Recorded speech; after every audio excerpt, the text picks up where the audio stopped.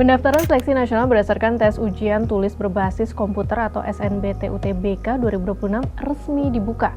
Mulai hari ini, Rabu 25 Maret 2026 pukul 15.00 WIB hingga 7 April 2026. Pendaftaran bagi seluruh calon mahasiswa baru perguruan tinggi negeri ini dilakukan secara online melalui link portal.snpmb.id.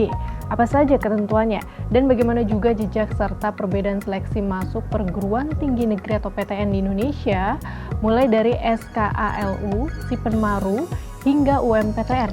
Kita bahas. Mengacu artikel Kompaspedia, seleksi pertama masuk PTN di Indonesia dikenal sebagai Sekretariat Kerjasama Antar 5 Universitas atau SKALU.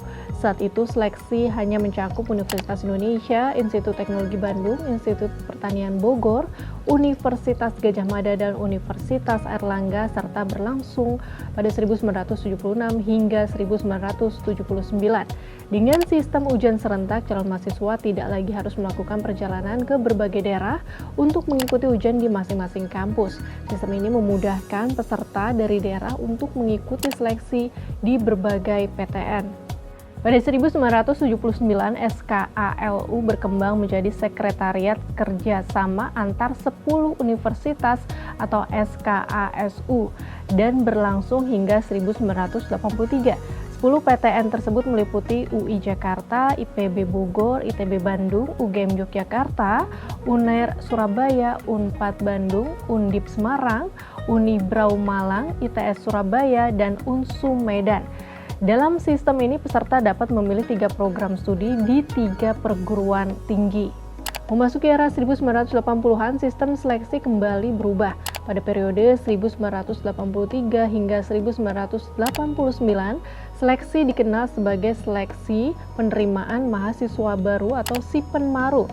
Sementara itu, jalur tanpa ujian dikenal sebagai Penelusuran Minat dan Kemampuan atau PMDK.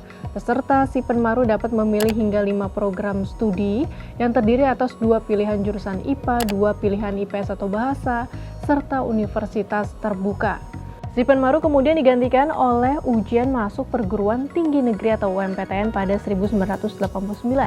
Sistem ujian tertulis serentak tetap dipertahankan, namun terdapat pembagian kelompok ujian menjadi ilmu pengetahuan alam atau IPA, ilmu pengetahuan sosial atau IPS, dan ilmu pengetahuan campuran atau IPC, sesuai program studi yang dipilih.